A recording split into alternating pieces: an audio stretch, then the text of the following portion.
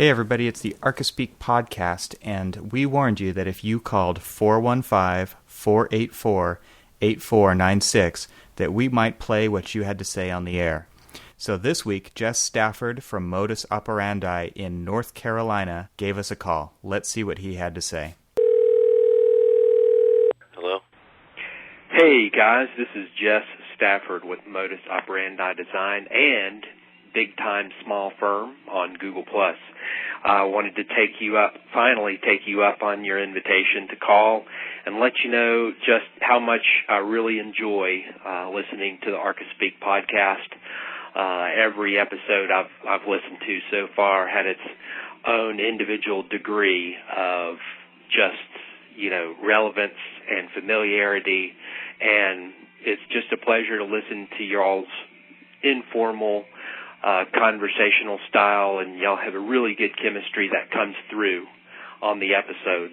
You might hear the music in the background. I just got done listening to episode 18, and that really strikes a chord in a lot of ways, being, I think, really in the same sort of generation of architects that you guys are in, where during our education it was sort of a transition between doing things manually and drawing and going into the computer. So it's going to be really fun to watch how that next generation of students comes out of school and gets into the profession without really having that intimate connection with sketching and the manual process of design. Anyway, thanks again, guys. I'll see y'all online. Bye. Thanks, Jess. You are absolutely right. That is definitely something that we're going to need to be paying attention to. And we would also love to know what everyone else has to think. You can call us at 415-484-8496. We would love to hear from you. And with that, let's get on with the show. What did it feel like? How could you tell that something was going wrong? I mean, what was it? Where'd he go? What? Me? He died. That's it. 2 o'clock in the morning. He cut off. Yeah, There you are. Yeah, there you are. Oh, I don't know why. No, I moved the mic, but I don't know why it cut off. We're sorry. The number you have dialed is not in service at this time.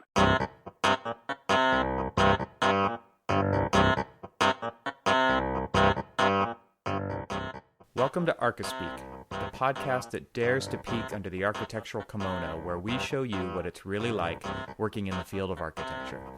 I'm Evan Troxel. Join Neil Pan, Cormac Phelan, and me as we talk about all things architecture. This week we have a special show where we kind of pick up where we left off on the last episode. So if you're listening for the first time, you might want to go back and listen to episode 18 first. After we had kind of officially stopped recording, we left the tape rolling and the conversation continued on, and there was a couple good things that came out of that, and so we wanted to give that, guys, to you because we thought somebody might find this useful. And so we recorded it as well, and here it is. It's episode 18 and a half, and you can consider this an addendum to episode 18. You know how it is when we turn in a set of plans to the city. It's always not quite done. So same thing with episode 18 of the podcast. It wasn't quite done, so here is the final part. But before we continue, I wanted to say thanks to everyone who became a friend of the show this week. This week we had a $5 friend of the show, CT Home Design. We had a $10 friend of the show, Antonov Nikita, and we had two $20 friends of the shows. The first one is Brian McCracken, and you can find Brian on Twitter at B_Kraken. That's B_KRAKEN. And we also had a $20 friend of the show, Michael Gray, and Michael can also be found on Twitter at MSG Architecture. He's just starting out his firm, and so go ahead and give him a follow and get him included in your conversations on Twitter as well. So thanks to all you who have donated this week, and thank you for becoming a friend of the show. We really appreciate it here at Archispeak. And thanks to all of you who continue to listen every week. We really appreciate it, and we love having the conversations with you guys on Twitter and on Facebook. If you want to become a friend of the show, go to archispeakpodcast.com/donate, where you can choose how much you want to donate.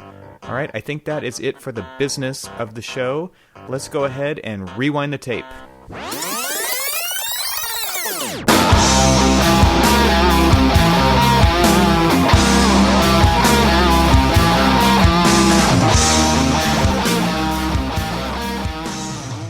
time for some Archispeak. You know, there was something I should have said. I wanted to say. I have read this article on Jerry Seinfeld, his productivity secret. Have you guys heard of this? No. He basically says, you know, you set up a calendar, one of those giant wall calendars with the whole year on it, and hang it on a wall that you see every day. And then you got a big red marker. And for every day that he does writing, you know, he's a stand-up comic, he's going to do writing. He says he gets to put a big red X on that day. Mm-hmm. And after a few days, you have a chain. You keep at it, the chain grows longer every single day, right? And you like seeing that chain, especially if you get it, you know, long enough where it's like, wow, I've accomplished something here. And then he says your only job next is to not break the chain. Right. And that's like what we're talking about with sketching. You know, like I was saying, there's people who it's painful to watch them sketch, man. It's like chicken scratch, right? And you just see this and you're like, oh, like just drag the pen across the page and I'll feel so much better. Yeah. But that's what it takes. It takes doing it. Right? Because there's a lot of people who see, like I see this guy come in and he's drawing and so it's just so fun to watch because he's good at it, right? And people think like, oh, that I can't get good at this. Like, you know, I use the mouse on the keyboard and I can do that. But to me, it's all about just doing it. Like your sketchbook is yours. You're not showing it to other people. It doesn't have to be the, Da Vinci's Codex. Totally. You know, it just has to get the idea across. Yeah, and there it's just for you. I mean, and someday you're going to have sketches that like in Bob's post, he was like, you know, people look at my sketches and say that's a work of art, and he's like, that's going in the trash. Exactly. You know, like what are you talking about? That was just to get me from this point to the next, you know, sliver of a point, and then I went to the next sliver of a point, and so it's all about the process, right? But you only get good at it if you're doing it all the time. So I think that's an interesting way to look at it, and that's what I say. Because it's true. I mean, you know, because like people look at all the little like creature sketches and all that other stuff that I do, but then they look at like the architectural sketches and they're like, you know, they're just as good or whatever, and you know, I'm like, you know, all you got to do is just keep doing it. You know, when you're trying to flush out an idea, rather than trying to flush out that idea on the computer, flush it out by hand. You know, try something different. Exactly. Yeah. You're going to flip through, you know, the graphic standards, and you're going to look at, you know, some flashing detail or whatever. Just sketch it out. Sketch out what your, you know, how you would use that piece of flashing, or how you would do that, like, you know, weatherproofing, and it may sound like a boring subject for a sketch, but it helps your mind process all of the parts and pieces that go into that wall. You know, it takes you back to that. You know, and I'm glad you guys said it, because I say it all the time. When you did it by hand, every line meant something. And nowadays, you know, they don't quite get... Okay, so Revit says that this is a, you know, 8-inch CMU wall with 4-inch airspace. It's got 2 inches of insulation, and it's got this, it's got that, you know. So it has all of these parts and pieces, but all it is to, you know, a Revit user is a wall type. Yep. You know, it's wall type A, wall type B, you know.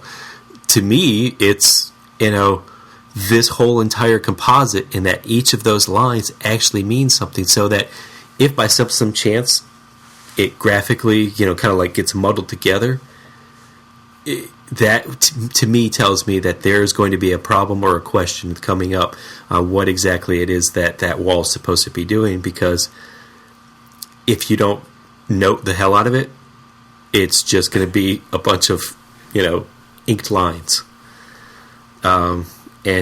Yeah, so I always try to tell everybody, just draw, just sketch it out. Tell them, you know, I was like, I'm a visual learner. Show me what you're saying.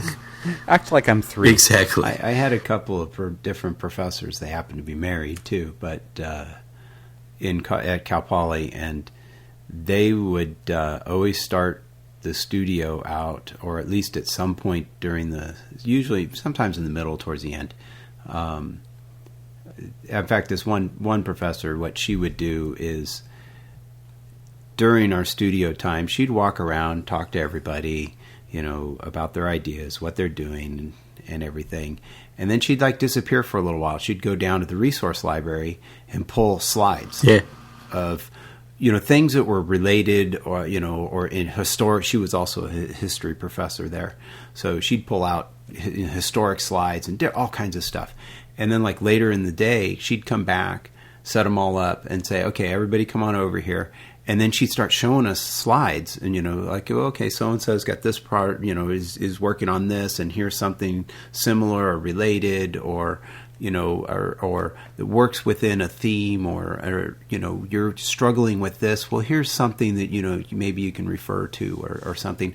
And it was really great. And on top of that, getting to our sketching thing, is she would stop at one point and she'd have a slide up there, and then she'd say, okay, this is a 30-second sketch. Go. And you had 30 seconds to put down whatever you could to try and represent what you were looking at. And at other times, she would go, okay, now this is a 2-minute sketch. So spend 2 minutes. So you maybe add, you can add more detail or something. And it wasn't like she would give us more time for a more complex, image. It was no, she just, pick at random, because they wanted you to just sketch like we're talking. Sketch, right. sketch all the time. And that was her way to incorporate that in addition to our lab work, our studio work, was, here, go. I'm going to make you guys sketch, because I'm going to make you sketch what's up here on the slide. And I always thought that was a great technique, because it really, if somebody says, okay, you got 30 seconds to get the essence of what here's, showing up on this slide, you get really fast at trying to, just do a few lines here and there to just capture the image. It's kind of like if you draw a box, right? And if you draw just the corners of the box, it looks like a box. But if you draw just the inside and not the corners, it doesn't look like a box. Yeah.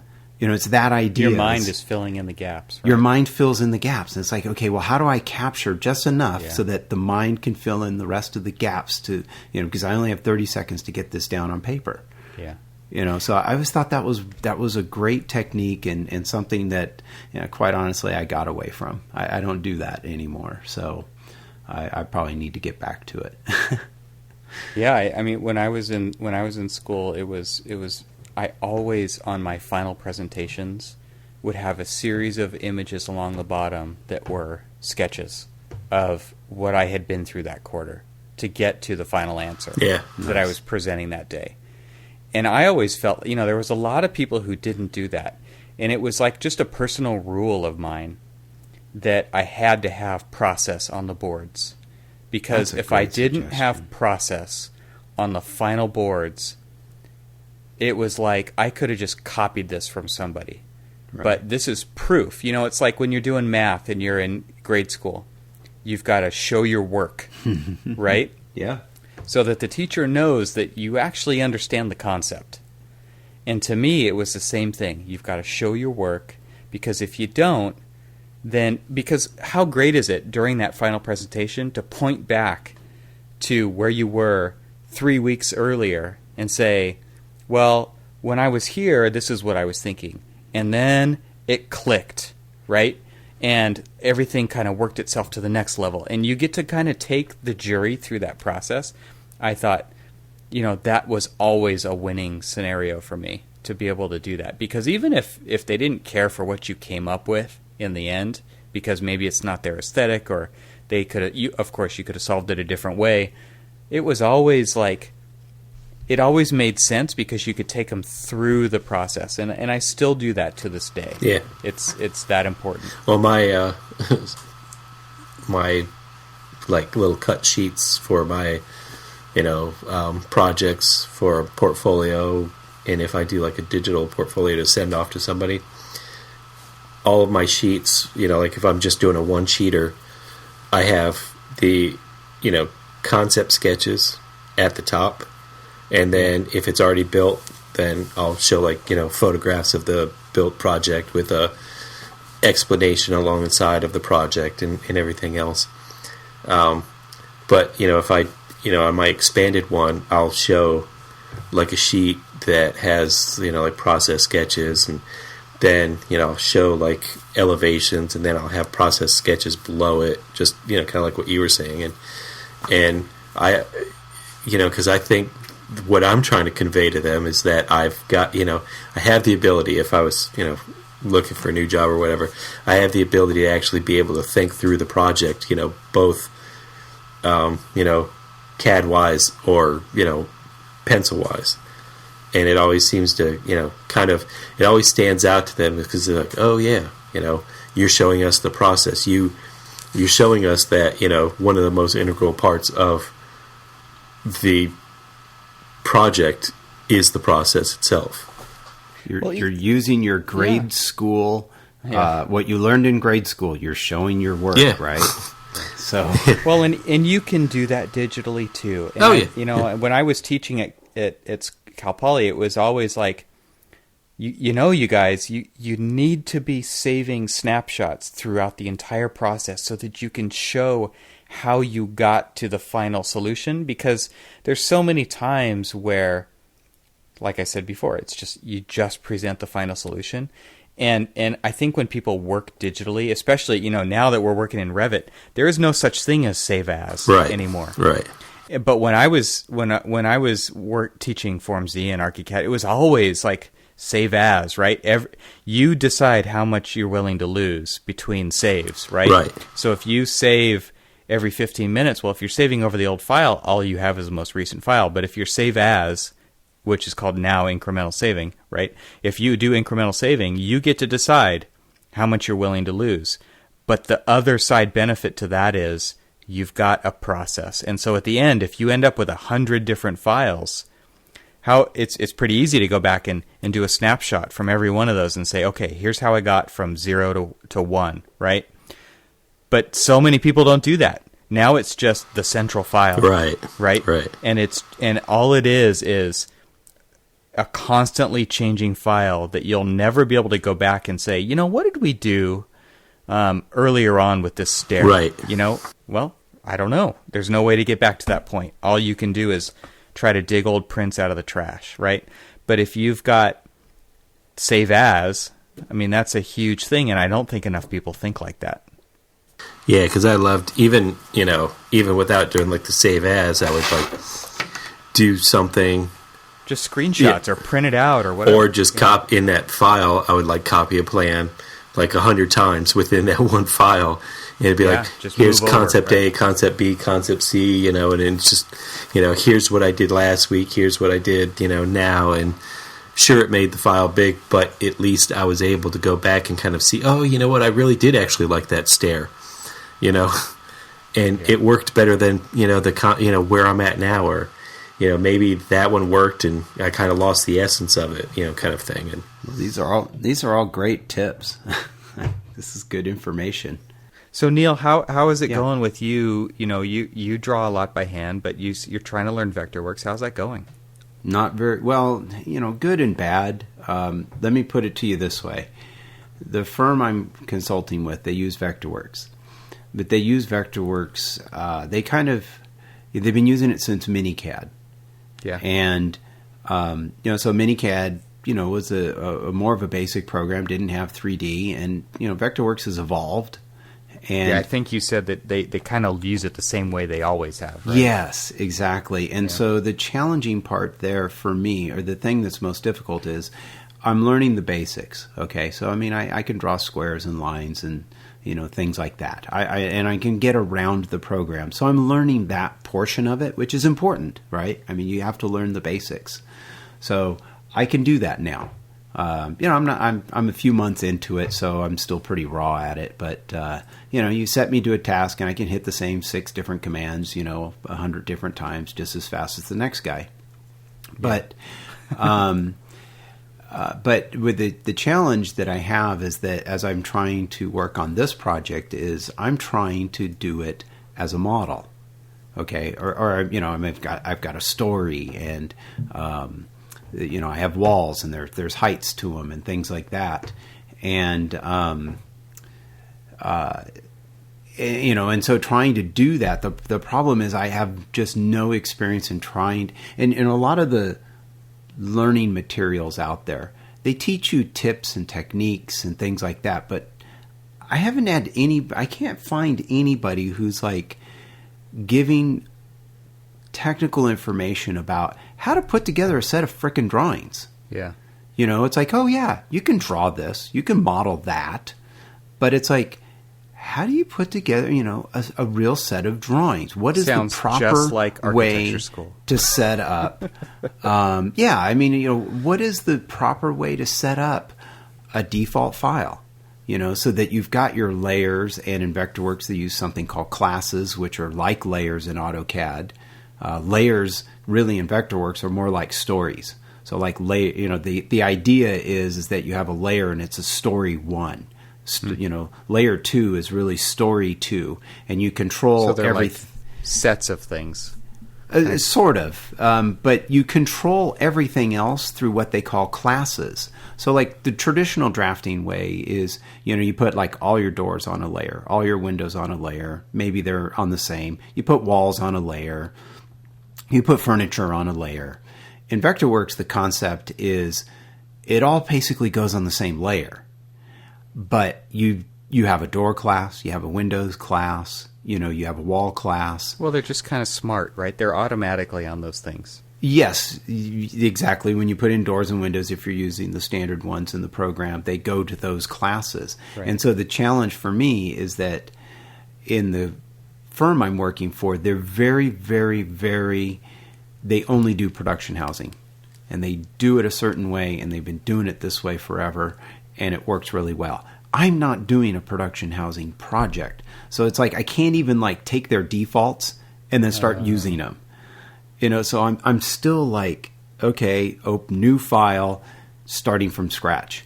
Yeah. And you guys, You're setting the standards. I'm trying to set the standards. The problem is I don't have enough background or knowledge to even know what's the right standard to do. Well, the bonus here is that no one else knows either. I guess. You know, so I feel somewhat paralyzed when I try and do some of this stuff because I don't know if I'm doing it the right way or the wrong way, or I'm doing something that's, you know, eventually going to cause me problems because I didn't do it a certain way, Yeah. or I don't know how to control, like I'm trying to, you know, before I was trying to print the floor plan, right? Well, really, when I print, I don't give a shit about all those components. I really just kind of want to see the two outside lines and a fill in between. And it's like, how the f*** do you do that? Right. Well, we had that problem with Revit, too, where we had decided originally to draw this project accurate with real block size. Uh-huh. And then later on, it was decided to go back to nominal. Uh-huh. And, oh, what a nightmare. Yeah, how do you do that? It was just like you're moving things 3/8 of an inch. Oh. Yeah. You know, you're extending this wall 3/8 and you're pulling that one back. Yeah, see, that's just not... sucked. That's honestly not even worth it. You know, to try to... Well, then somebody was like, well, let's just change the accuracy of the dimensions. Right. Well, that really effed everything. Oh, yeah. Right. You know, and then the other thing that I'm struggling with is that, and I know there's ways to do this, or at least I think there are ways, but this is one of my issues with BIM in general, and it may be just my lack of expertise on it. But it's like, okay, and SketchUp is kind of like this too. It's like, okay, I can draw this block, I can put a sloped roof on it, you know, but when it comes to like the elevation of it, it's like, well, where the hell is the gutter? Yeah. And where's the ridge beams, or, you know, I mean, if that's even being shown or something, and it's like, Oh yeah, we run into that. and all none the of time. that. It's like, how do you draw all that shit? Well, it's because everything's just kind of collapsed into a thing, right? So Right. a roof assembly is beams plus insulation plus sheathing plus roofing material, Right. and all you see is fascia, texture, and roofing texture, right? Right. No one's actually thinking of the actual assembly that it takes to accomplish that stupid thing. Right. And Right. so when it actually comes time to detail it, and you look back at that SketchUp model, and that roof is 12 inches thick, and then all of a sudden, to make it actually work, it's 36 inches thick. Yeah. Right? It's like, yes. What happened? Well, and but how come the yeah. person who's designing this thing is not thinking like an architect? Yeah, well, I mean, the other thing, too, is like, okay, we're talking BIM here, right? So it's like, okay, well, I can get the roof on, I can get the walls in, but suddenly I go shoot, the left side elevation, right? Well, what if I've got a stone's wainscot? Well, I just put the wall in with, because of, part of it is stucco. The other part's brick. What the hell? Do I have to draw like one wall at 4 foot Yes. high and then draw another wall that starts at 4 feet and goes up from there? To do it right, Like, what to do it right. Asinine shit is that? Well, but to do it right, where when you cut a section through it, it actually looks exactly the way you're wanting it to draw look. another 4 foot wall in front of your regular wall at the proper thickness of whatever the stone or the veneer is. Right? Yeah. I mean, Oh, serious? yeah. Yeah. Yes. Absolutely. Doesn't that make sense? So think about it this way. Draw it Instead the way of you thinking built how it. you used to draw it the way it's actually built. Exactly. Okay, That's exactly yeah, it. Draw it the way you build it. Yep. Because then here's what I love I about struggle with the, how do I show the gutter? Okay, Well, here's I got what I this- love about okay. BIM. Yeah. is, okay, so I model stuff in Form Z or SketchUp or whatever. Uh-huh. When I go into Revit, I start over, and I force myself to think, how are they going to build this? Instead of, what does it look like? Or what problems am I going to solve? That's already done. I already solved the problems. I already decided what it's going to look like. I'm going to refer back to that old model as a visual guide. But I'm going to start from scratch. I don't import that model. I don't use it as an underlay because it's not accurate enough. And I start over and I say, okay, I start at the floor slab, and I just like they're going to build the building. Right. And that's how you have to think about Now, it. And I actually really appreciate that. Yeah. That workflow that we've developed is because it makes a lot of sense, and it makes everybody on the team think in those terms. How are we going to build this? And see, and we had a lot of people, it's on my team, I tend to get a lot of the, hey, we just graduated kind of people, and they know Revit, but they don't know how to put things together. So they draw it so that it graphically looks right, but it's not built the way, it's not drawn the way it's built. And then I had, now I've got a more seasoned person. In fact, she's older than me, but, we've got roughly about the same amount of years. She's from Argentina, and she is anal as all get out. And it is awesome because she actually will model it the way that she knows it needs to be built. And so, like if I take, some of the newbies and I cut a section through walls that they drew, you're looking at it, you're like, what the hell is this? I mean, you've got things all over the place, and it just doesn't make sense as a section. And then you take hers and you cut a section through it, and it may not have all the details of the flashing and stuff because you just don't draw those. You kind of draft those in. Right. Well, okay, that leads to the next question. You draft But them on top of it. Yeah. Keep going. But when you cut the section looks like an actual section, lacking a little bit of detail here and there that you're going to add in, but it looks right. Everything is aligned. You've got, your head heights are right. When you draw in your steel beams with your hung plate, they're all in there and they're all right. And, you got all these different things that are there. And because you're building the model the way that you would actually, lay the block and swing the steel and all that other stuff, it looked right. And then, so then all I had to do is come in basically, and actually what I did was so that's a great way of like, okay, print that out. And now let's go ahead with a red pen and draw in all of the detail that we need to add in as part of, to draft it up. Like the sub-sill for the stupid, curtain wall or the aluminum windows and all that other stuff that aren't, part of the standard package of things. So you're going to draw all that stuff in. You're going to draw in the wood blocking because, you're not, it won't really draw any of that junk. And so you do all these other things. And so you're drafting that over the top of the actual section that you cut. Right. And now you have your final So you product. do that, and that's just done in 2D. Yes. Yeah. Yeah, with components and things like that for Revit, and or just basic line work. That's the way to Basic do line it. work. Now, what do you Because guys you do? can't model all that stuff. Yeah. It gets way too heavy and complex, and you got to adjust something later, and then you got to move a bunch of things, Or like a minuscule right. amount. It doesn't make any sense. Or you actually just have you're okay if you want to do the graphic. What's the graphic standard for a weep hole? Is X through your block. You can't draw that. I mean, you can't model that, Right. and it won't graphically come out that way. So what do? You draw an X over your brick, and that's it. That's all you do. It's as simple as that. Right. Right. So, what do you guys do then for details? Is that just all still 2D? Yeah, I mean, Well, if you're talking about in Revit, you do a little detail bubble, a call out. Yeah. It automatically creates a detailed view of that chunk, and then you draw over the top of it all the extra stuff you want in there, and you annotate it. right, yeah, that's exactly it. Okay.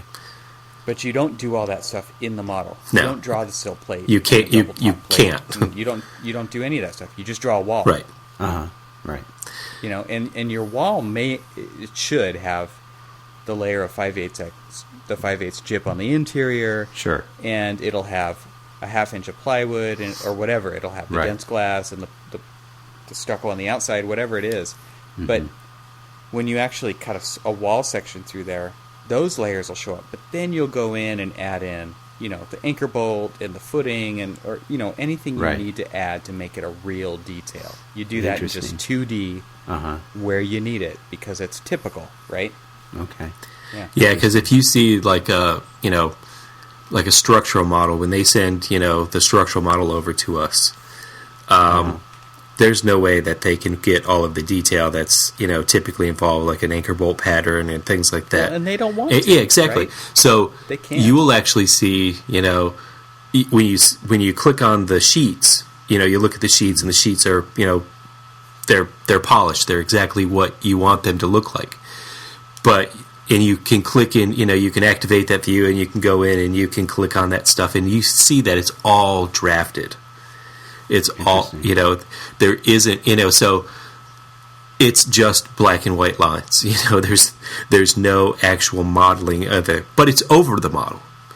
So they say that, okay, I'm going to have, this grade beam at, X elevation, and it's going to be this deep, this wide, this, that, and it's going to be sitting over the pile caps and blah, blah, blah, and all this other stuff. So you're going to do all of that stuff, and they're going to model all of that, but it's just, it's more or less just massing. Right. Right. Well, I just, I'd like to have an opportunity where, to work in a firm that does more that sort of way of doing it, to kind of learn the ins and outs of how some of that goes. Because it's frustrating when you don't know it and you're just, bumbling Well, and you're struggling trying to along. reinvent the wheel, right? I am. I'm trying to reinvent the wheel, and nothing frustrates me more. But why? Okay, so why are you? If you're doing additions, you're doing small houses and stuff like that, and it'll probably raise the dander on Evan. But why are you even using it? I mean, you have got a system down. Well, because you got to use the BIM machine. Well, you don't. Well, he doesn't have to. If he's generating all of the drawings, he can do whatever he wants. Well, that's true. So, but it's the newest thing. Well, no, actually, but why would you're both right. No, you're both right. Cormac, you've got an excellent question. Why would you? And part of the reason is because what Evan said, which is the BIM machine, but it's quite honestly, it's what people expect. But your clients and little things like that. Any client, the problem is I only got one a year, right? But so if how you do I have turn a client one a year into 4 or 5 or 6 a year so I can actually make a living doing this? is that I need to be able to show them, a 3D model of looking at the house I'm proposing, right? Yeah, it's if I go in and even if I can sketch as beautifully as, which I can't, but the Malcapine Tansker, oh my God, how do you McAlpin say that name? Tankersley. McAlpin Tankersley, yeah. I mean, even if I could sketch that well, actually the perspective on that page is beautiful. I don't know. If I did it enough, I could do stuff like that. I can sketch like that. But, at some point in time, people expect to see the model stuff. I mean, I'm getting... I get shit back from this particular client done in SketchUp. The guy actually drew the whole floor plan in SketchUp and dimensioned it for me. Yeah. And it's like... you're not doing that... And if I'm not doing that, why the fuck is he paying me? Okay. Yeah, but part of it is you're both right. Why am I doing it? Well, I'm doing it to attract more clients, and it's what my clients are beginning to expect. Well, you seem to have a little bit more sophisticated client. I've got a friend who he's... Well, I do live in, stone's throw from Silicon Valley. So well, but there is that. I've got a guy who, did George Foreman's house in Virginia, and, does all of these like McMansions and things like that, and he will only do things in CAD. He doesn't need to. Even though they're expecting, and he'll do some sketches and stuff like that, some perspectives. He'll probably pay somebody in the office to get a little bit of extra time to, earn a little extra money and do like maybe a SketchUp model, but he basically tells them that you honestly don't need all of this stuff to really get what you want done. I mean, we can just do it the good old-fashioned way of, I don't know how we really didn't need to do all of the stuff that we did for all of the, residential clients that we had, back in the day. We gave them a little bit more because that was just how we wanted to present ourselves. We wanted the watercolors. We wanted to present so that when we did our little, monograph of work, that each, house or each, development or whatever would start off with a watercolor and, basically start off with the process and then go into the finished product. But that was just us, and we were anal, and we lost money doing all of that. But if you're just trying to streamline yourself, why reinvent the wheel? Why do anything more than what you already know and can just crank that stuff out and get it out there? And if you're wanting to give them a 3D model, just basically just do it in SketchUp, because SketchUp's quick and easy. You can add all of the textures. You can make it look like a Revit model in essence. I mean, the way that it's come along. You can produce the same visuals, right? But I have it's to so learn dumb. SketchUp, right? I guess the part of wanting to go this way is after all the years that I've spent doing CAD work, where it's like we moved a window, right? And, okay, well, that window shows up on the base of the roof plan. It shows up here. It shows up there. And when none of this shit is tied, sometimes it is, sometimes it's not. It's like, I got to go. And granted, we're talking production housing here, right? So it's like, okay, here's a side window on a house. It doesn't change from A to B to C, but yet every single elevation out of my 12 elevations and, 4 sides and rears for each one, start doing the math. I have to go move this window like 40 times, right? Because, and it's like, okay, this is stupid. It's like the computer can do this. So that's part of my thought. It's like, you know what? I'm tired of doing things multiple times when I know there's tools out there, and if I could just figure out how to use them well enough, that I got to move. I move it once, and that's the value of Revit. But all this, that's the value, right? And so the value here is that I can take this model, and the reason I'm not trying to go, because when I did the one project that's really nice that's on my website, I did. I hired a friend of mine to actually build a SketchUp model for me, and we animated it and everything. I mean, he was out of work; he didn't charge me much to do it, right? And it was really cool. But the problem is the project continued to change, and he got busy, and suddenly, okay, well, now this model's just static, and you throw it away, and I can't I don't want to have to recreate it just because we've made some changes. So my frustration is I don't want to have to take the model and do what you're saying, Evan, throw it away and start over again. I don't have the time to do that. I don't have the budgets. I'm working with budgets of like $2,000 to do a set of construction drawings for an edition, or something. I don't have the time to sit there and redraw it all over again, or to create what the technique. I didn't know you could do something like that, and I'm sure there's faults to that too. But there is, but it's like I want to be able to draw it once in hopefully one program that can give me a decent white model rendering. And then if the client decides to move some doors or windows or whatever, we move them. And it's like, just go back to the snapshot of the rendering and re-render it. And it's there. It's done, right? Yeah. But that introduces all kinds of other issues about, like, how do I frickin' get my gutters on? Or how do I get my exterior materials to be where I want them to be? You either model it or you draw it in the details. All right, I'm hanging up on you fools. All right. See you guys. Good night, guys. Bye. Bye.